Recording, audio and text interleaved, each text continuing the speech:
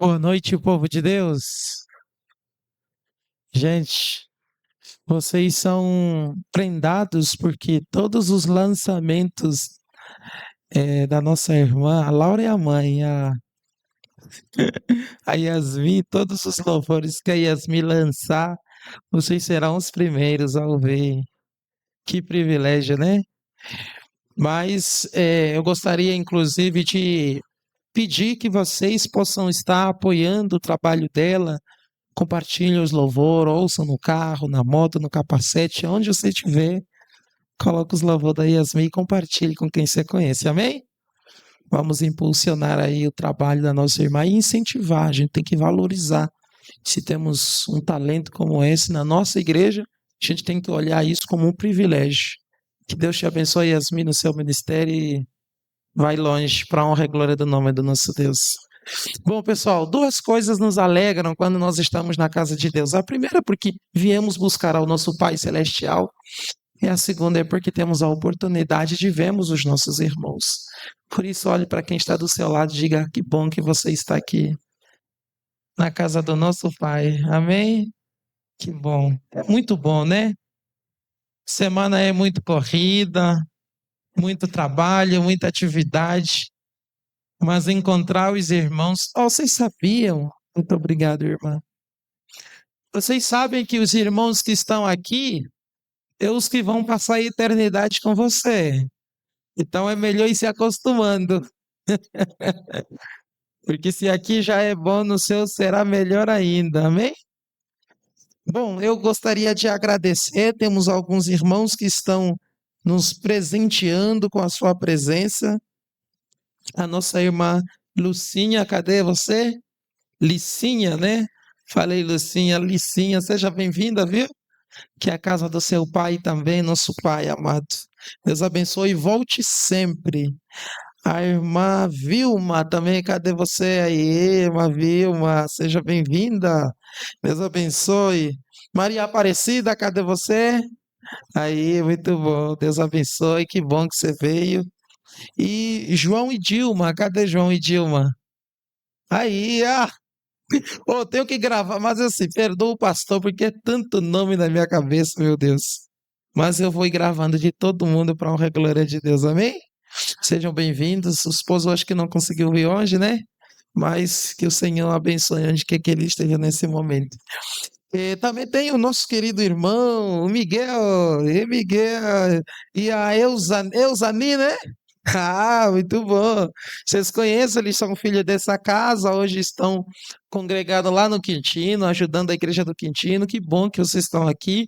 Essa semana eles passaram por uma situação inusitada, um acidente, mas graças a Deus está correndo tudo bem, hein? Não aconteceu nada de grave. Oramos por vocês e que o Senhor continue abençoando vocês, firme e forte no Senhor. Amém? Pessoal, vocês sabem, nós estamos tendo domingos de esperanças, vão ser 9 domingos, perdão, daqui para frente. E meu convite é que você não falte, porque nós estamos estudando aí as profecias bíblicas, as primeiras mensagens, vamos estar trabalhando aí um pouco sobre a cruz, mas acredito que a partir dos próximos domingos a gente já vai começar a entrar mais em temas proféticos. E é muito importante, como igreja, estarmos alerta e entendermos que nós somos uma igreja profética e os temas, né, a verdade presente que Deus deu para essa igreja é um chamado à humanidade, um convite à humanidade. E Deus tem nos alertado de diversas maneiras quando nós olhamos para o mundo de hoje, as coisas que têm acontecido. A gente não pode dormir, fingir que as coisas não estão acontecendo, porque elas estão bem diante dos nossos olhos.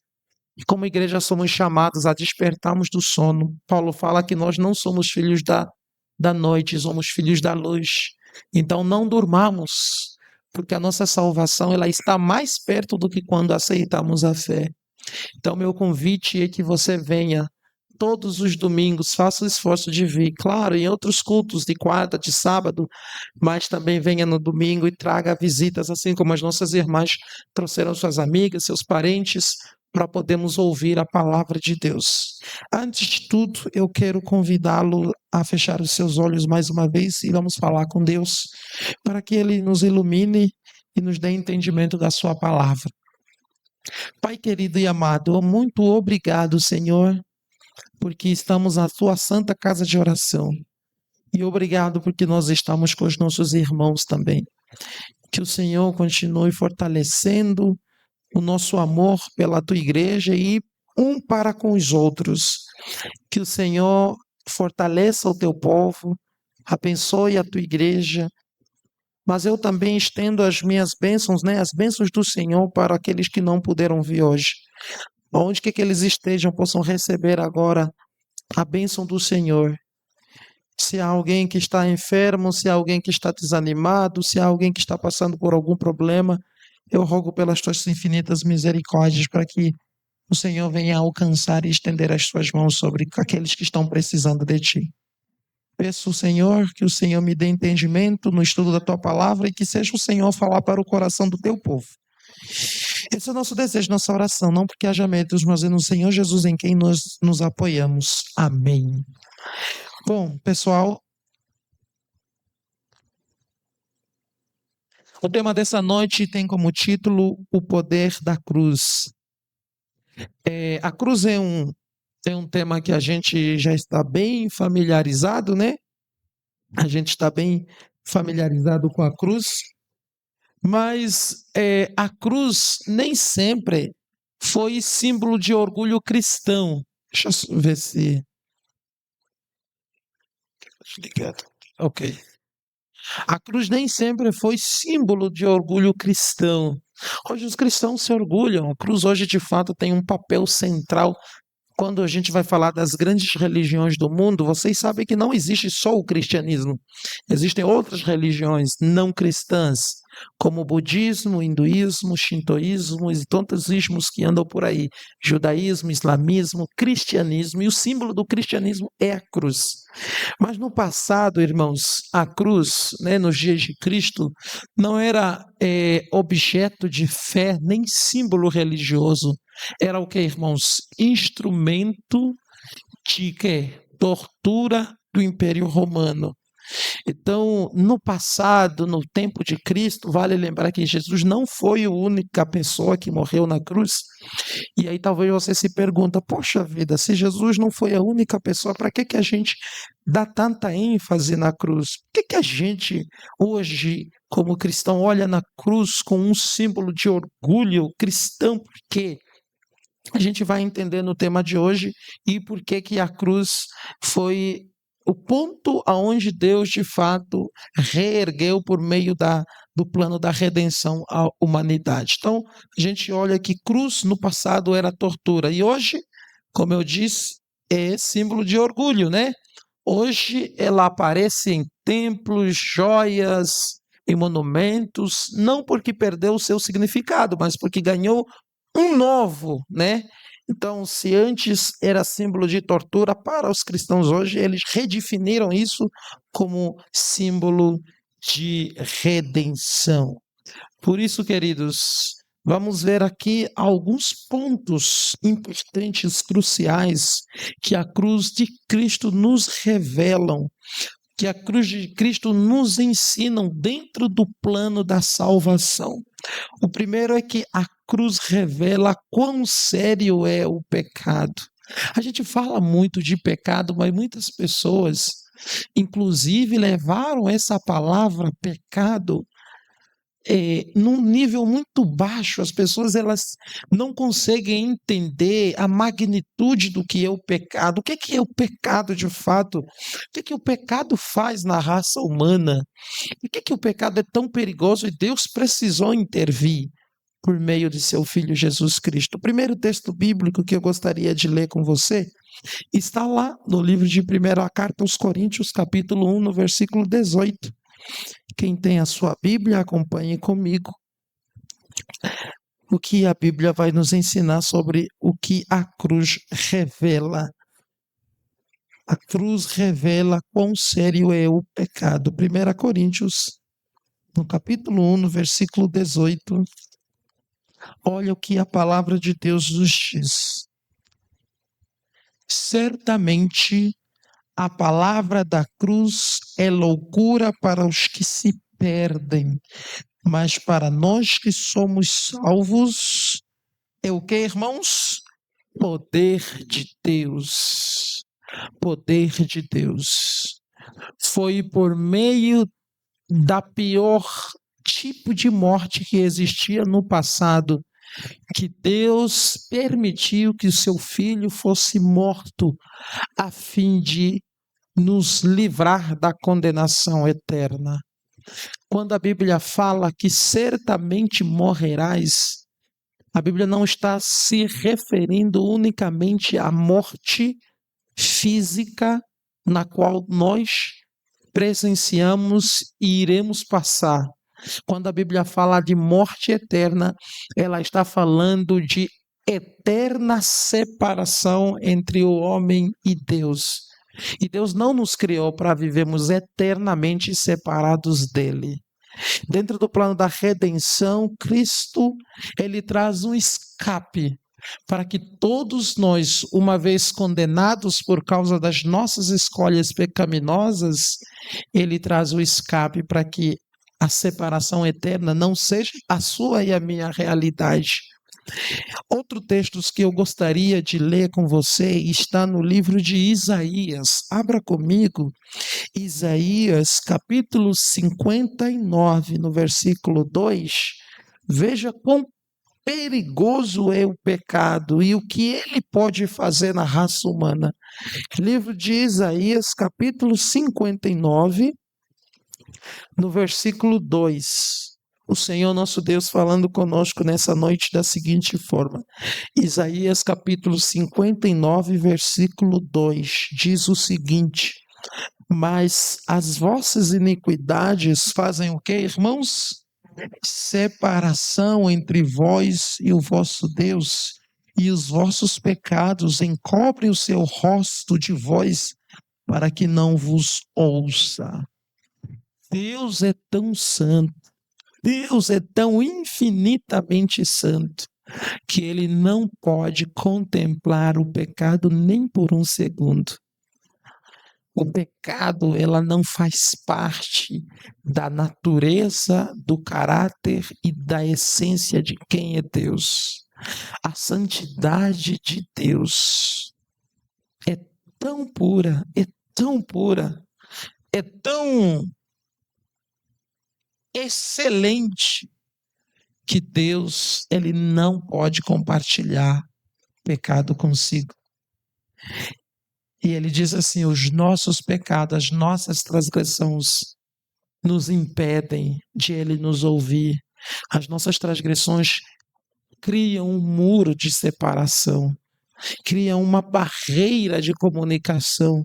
Não porque Deus não quer falar conosco, não porque Deus não tem prazer em nós, mas é porque as nossas escolhas, os nossos pecados não podem se alinhar a quem é Deus em sua essência, em sua santidade. Um outro texto, vá comigo bem rapidinho, em Efésios capítulo 2. É importante que você anote esses textos, porque nós aqui estamos estudando aí sobre a doutrina da salvação. Efésios 2, versículo 1, vai trazer aí um pouco da nossa realidade, né? Nossa condição como seres humanos diante de Deus. Efésios 2, no versículo 1, a palavra de Deus nos diz o seguinte, Efésios 2:1. Eu vos dei vida, estando vós, o que, irmãos? Mortos aonde? Nos vossos pecados. Quando nós estávamos mortos nos nossos pecados, quando nós estávamos vendidos à escravidão, quando nós estávamos entregue aos nossos delitos e condenados à morte, Deus olhou para nós e o que que ele fez, irmãos? Nos deu vida, ou seja, nos reviveu outra vez. Não mais para que vivêssemos no pecado, mas para que, uma vez libertos, vivêssemos para a sua glória. Amém? O pecado é terrível. O pecado mata. injusta. A Bíblia fala que o salário do pecado é a morte. E foi por meio da cruz que Cristo nos deu uma segunda chance. A chance de nascermos nesse mundo e não morremos separados deles, mas morremos com a promessa da redenção, da glorificação. Esse é o primeiro princípio que a cruz de Cristo nos revela. O pecado não é apenas erro moral ou fraqueza humana. O preço do pecado foi a morte do Filho de Deus. Veja, Deus poderia, na nossa mente humana, poderíamos pensar que Deus poderia resolver o problema do pecado de outra forma, né? Se Ele é Deus, por que Jesus tivesse que morrer? Sei lá, Deus talvez estalasse o dedo ou reconfigurasse de novo o mundo para ser um mundo perfeito, ou colocasse os homens robóticos para obedecer sem ter o livre-arbítrio. E se ele fizesse isso, a gente questionaria, sim ou não? Você não ia ter consciência de questionar. Como é que você ia questionar? Você foi programado para obedecer. Você vai questionar por que você obedece? Deus poderia fazer isso. Poderia nos criar desse jeito, sim ou não? Mas ele não fez isso. Porque o que moveu Deus é a essência daquilo que ele é na sua natureza, seu amor. E o amor de Deus não é forçado e obrigado. Deus nos cria para que nós voluntariamente o amássemos. Por isso que Ele nos abençoa, derrama as bênçãos sem medidas nas nossas vidas, para que por meio dessas bênçãos nós possamos conhecê-lo e amá-lo. João fala que Ele nos amou o quê? Primeiro, e foi o seu amor que nos quê? Extragiu, que nos atraiu, foi o amor de Deus. Então você percebe que o pecado ele é tão sério que Deus não podia resolver ele de qualquer jeito, mesmo sendo Deus. Ou seja, para ser resolvido o problema do pecado, ele precisou se encarnar. Antes de Cristo se encarnar, antes de Cristo morrer na cruz, o ato de ele se encarnar como homem já foi a maior humilhação do universo. Cristo sair na sua natureza divina para ser um ser humano como nós, sentir fome, sentir sede, chorar, ser cuidado por uma mãe humana, sendo que ele existe desde a eternidade, não tem princípio nem fim. Um Deus que se encarna para redimir. Irmãos, quando você vai, principalmente na mitologia, nas grandes mitologias, seja elas gregas, egípcias e de outras grandes religiões nórdicas, os deuses, eles nunca se baixam ao nível dos homens. Os deuses nunca fazem isso. É sempre o homem que precisa se humilhar, é sempre o homem que precisa oferecer alguma coisa para que pudesse aplacar a ira dos seus deuses ou das suas divindades. Vale lembrar das culturas maias, astecas, as tribos indígenas que existiam nas Américas antes da chegada dos europeus, tinham suas divindades, suas religiões, e quando precisavam às vezes da chuva ou do cultivo, eles ofereciam seus filhos para serem sacrificados. Muitos de vocês já tiveram a oportunidade de ver filmes como esse. Existem histórias, livros, documentários que falam que as tribos nativas das Américas, eles tinham seus deuses, e para que os deuses deles fizessem algum favor, eles tinham que oferecer seus filhos. Né? No México tem como posso dizer, como se fosse uma cachoeira, um lago, onde os mergulhadores entraram lá para fazer pesquisa e encontraram várias caveiras de pessoas, de indígenas, milhares de caveiras. Aí quando foram conversar com as tribos que ainda existem até hoje, eles falavam que essa era a forma como eles davam os seus filhos, amarravam os seus filhos vivos e jogavam nesses lugares para que de alguma forma o Deus da chuva pudesse trazer chuva para molhar o cultivo. E era assim. Só que quando a gente vai no cristianismo, ao invés da gente ver um Deus que nos pede sacrifício, Ele é quem se sacrifica. É Ele que se rende, é Ele que se oferece, é Ele que se doa para você e eu sermos salvos. E é por isso que seu amor nos constrange, porque sendo uma culpa que é nossa, Ele paga por nós, porque nos ama, porque Ele não nos criou para morrer. Amém? Deus seja louvado, irmãos. Pecado não é apenas comportamento, pecado é uma condição também. Existem pessoas que acham que só começar a ter bom comportamento você não é mais pecador. Essa mentalidade, inclusive, existe hoje em países desenvolvidos. Embora no Brasil existam cristãos, especialmente os adventistas, que acreditam que pecado é só cometer uma falha errada, é só uma conduta imoral, pecado é muito mais do que isso. Pecado é extremamente profundo. Pecado é transgressão da lei de Deus. Mas a Bíblia também fala que todos carecem da glória de Deus. Não tem um ser humano que nasce nesse mundo que não precise de redenção. Todos nós precisamos. A Bíblia fala que Deus amou o mundo de tal maneira que deu seu Filho para morrer por quem? Por todos. Então, você vai na Europa, você vai ver assim, não todos, mas alguns lugares você vai ver as pessoas com aquela mentalidade, né, intelectual, pessoas que não roubam, ou que não fazem aparentemente coisas que a gente vê aqui no dia a dia comum, e às vezes você vai ser levado a pensar assim, essas pessoas não roubam, não cometem crime, será que não precisam de Jesus? É isso. Todos precisam, não importa se você tem muita educação, se você é bem educado, se comporta direito, não é sobre comportamento, é sobre condição. A nossa condição humana está condenada sem Cristo. Todo ser humano nesse mundo, se não tiver Cristo, está condenado. Por isso que a Bíblia, no livro de Atos, capítulo 11, perdão, Atos 4, versículo 11, a Bíblia fala assim, a nenhum outro há salvação, pois nenhum outro nome foi dado na qual devamos ser salvos. Somente Jesus Cristo pode salvar a humanidade. Então você não peca, você não é pecador só porque você cometeu um ato. Como ser humano sem Cristo, a sua condição como ser humano é de perdido.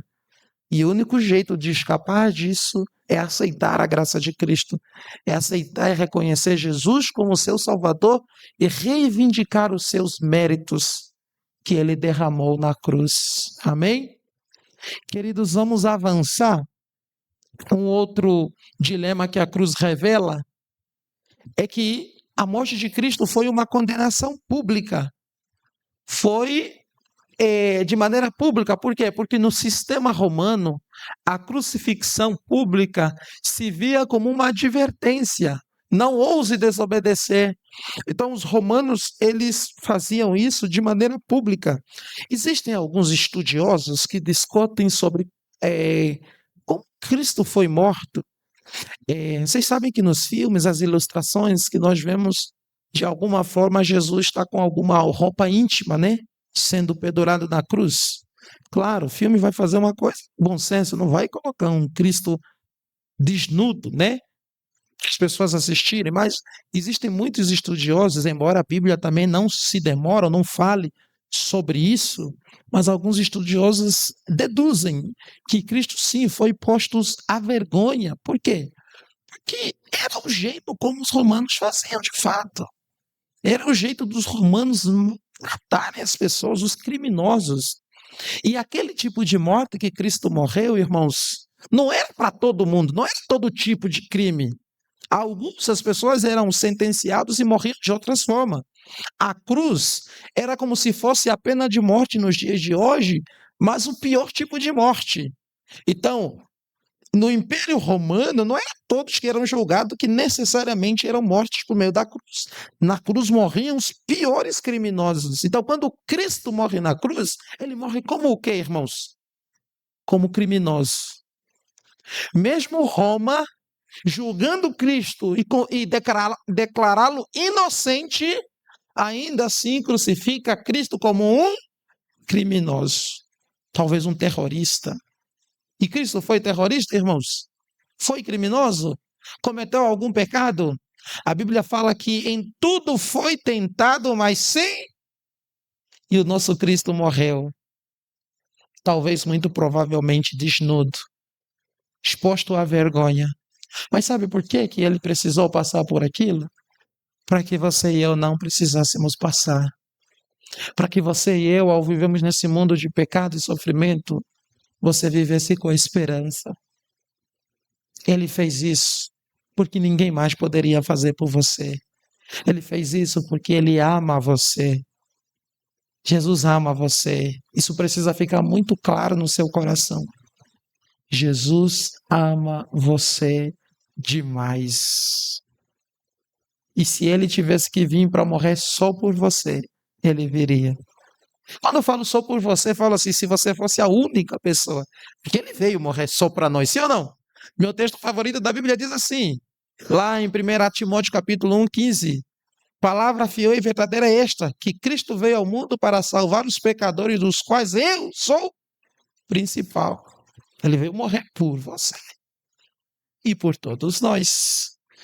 Então, queridos, a cruz mostra a profundidade do sofrimento de Cristo. Cristo sofreu ou não sofreu? Agora eu queria trazer uma curiosidade para vocês, viu? Irmãos, Cristo na cruz, ele não sofreu, ele não chorou, ele não foi morto, ou o que matou Cristo de fato não foram os pregos, a dor, a angústia que Cristo sentiu, não foi as chibatadas, o ficar muito tempo lá com marcas, com a coroa de espinho, carregando madeira. Não foi isso, irmãos. Foi o peso do nosso pecado. Jesus não carregou só o meu pecado, ele carregou o pecado da humanidade. É isso que acabou com Cristo. E isso dilacerou o coração de Cristo. Ele suportou o pecado de todos nós. Ele pagou esse preço. Vá comigo bem rápido em Isaías. Isaías capítulo 53. Aqui tem um ensaio, né, sobre aquilo que seria a morte de Cristo antes mesmo dele ter vindo à terra. Deus revela a Isaías para que Isaías pudesse escrever a sua própria morte.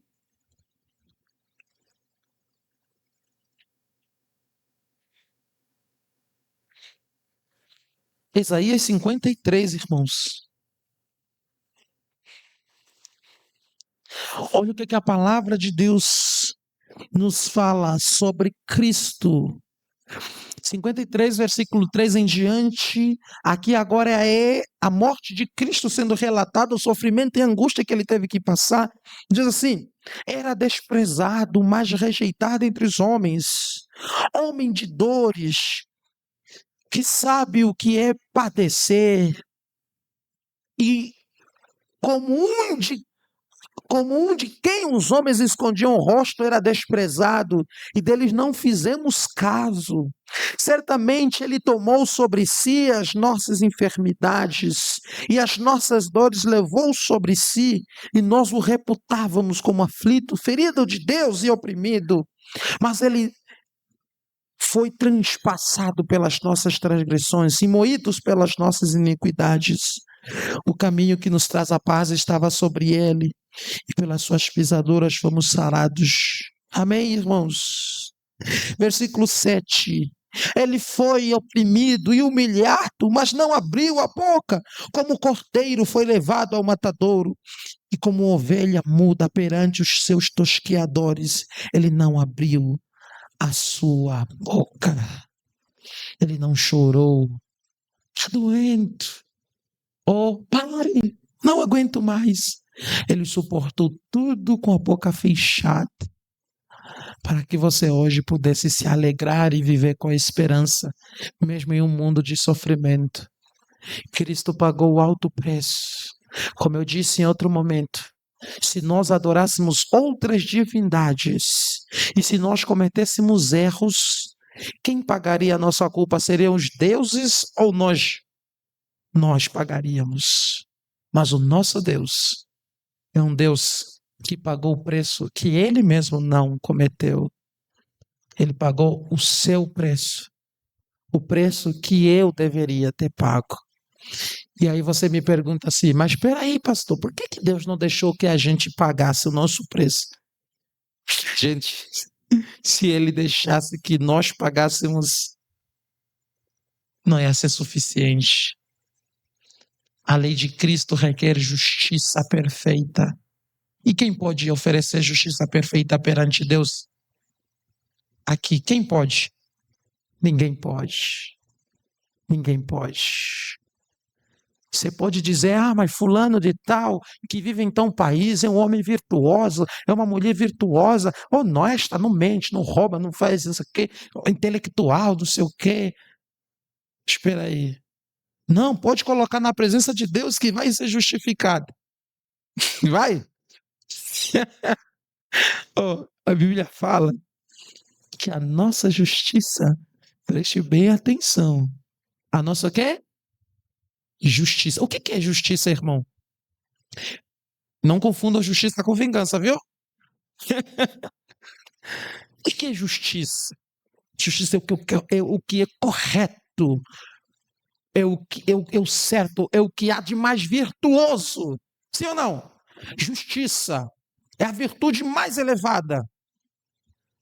A Bíblia fala que o que há de melhor em nós, diante de Deus, é como o quê?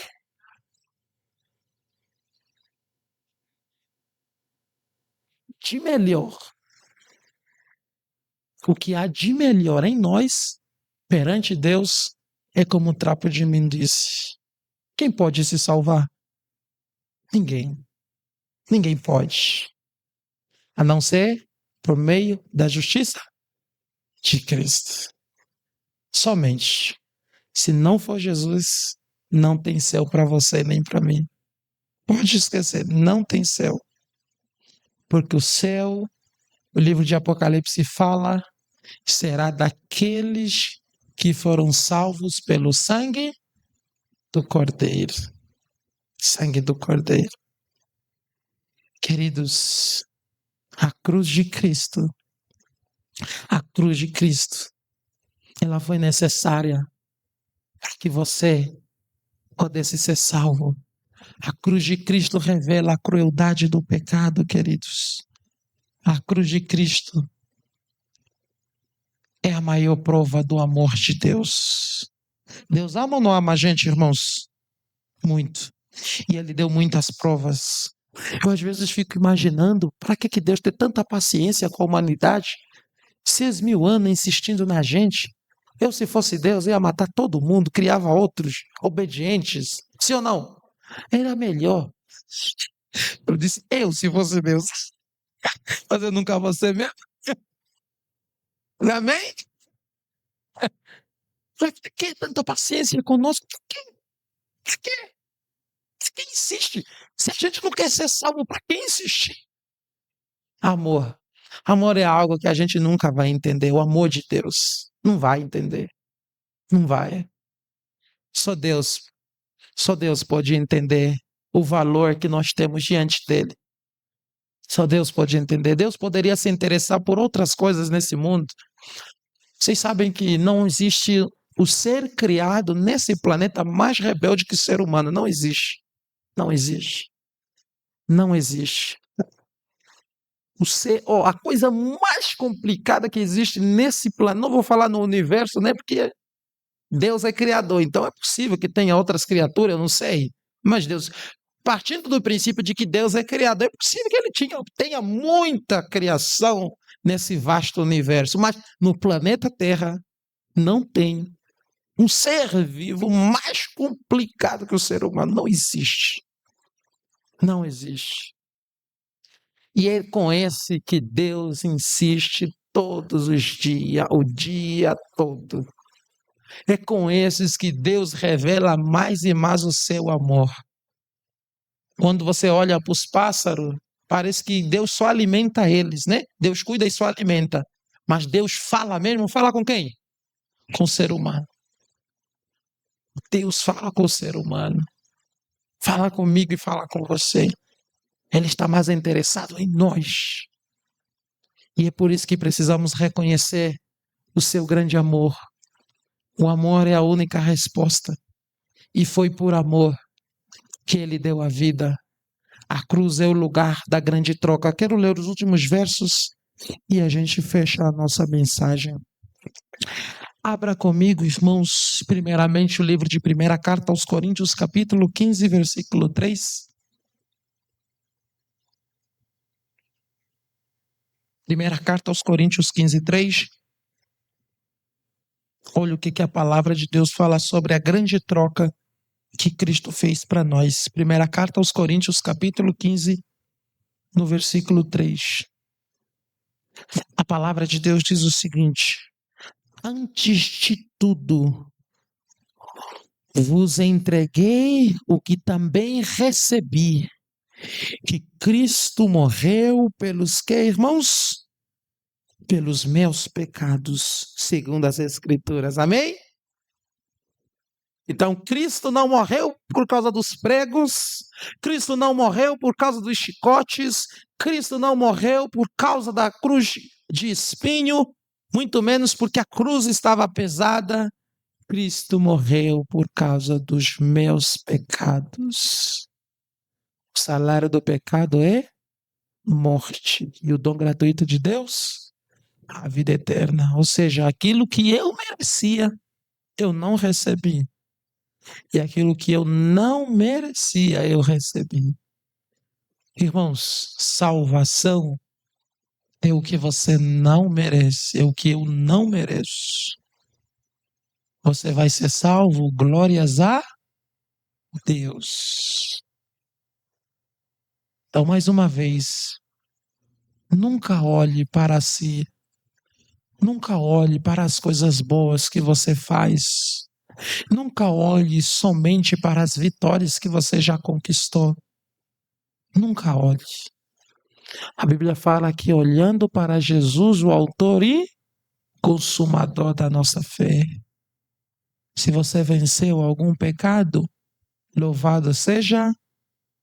Se você mudou algum hábito, comia errado, vivia errado, agora tem um estilo de vida saudável, louvado seja.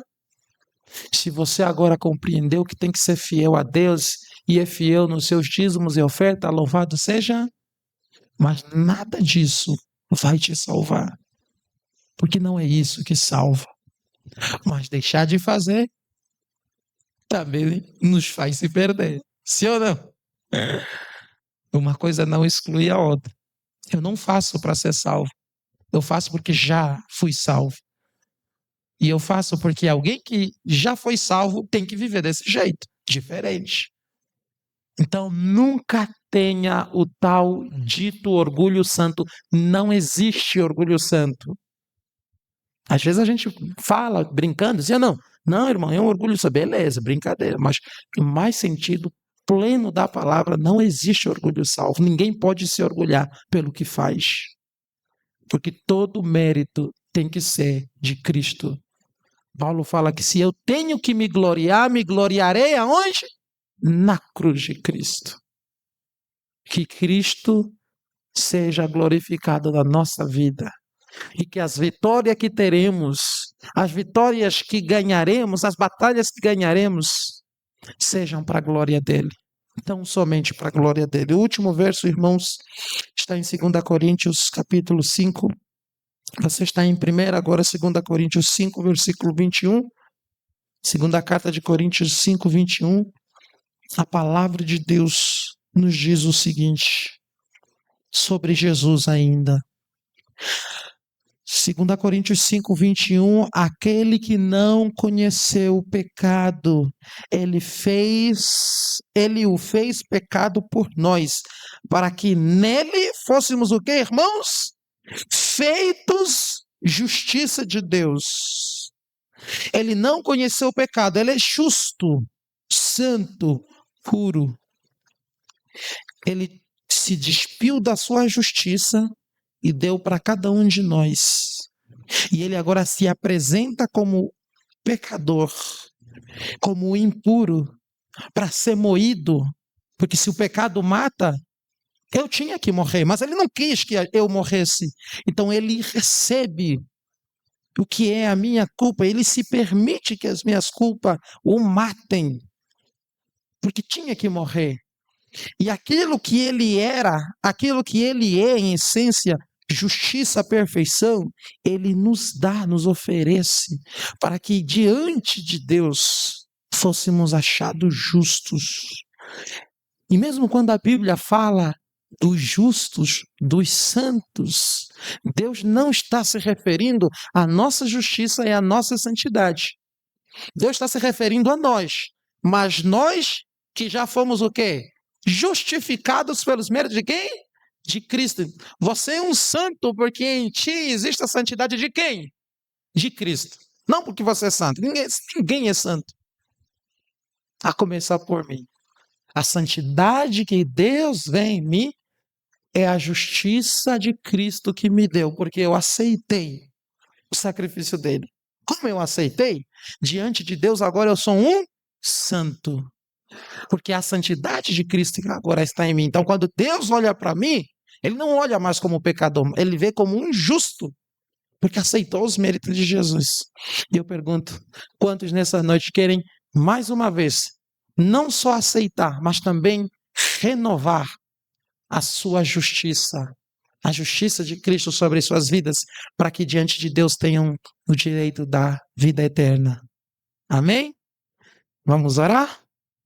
Vamos nos colocar em pé pedindo a Deus sua misericórdia, para que Ele tenha misericórdia de nós e nos atribua, nos dê a sua graça hoje e sempre, que nós não desistamos de vivemos a salvação que é em Cristo, a salvação que é de graça, a salvação que pode ser uma realidade na sua e na minha vida.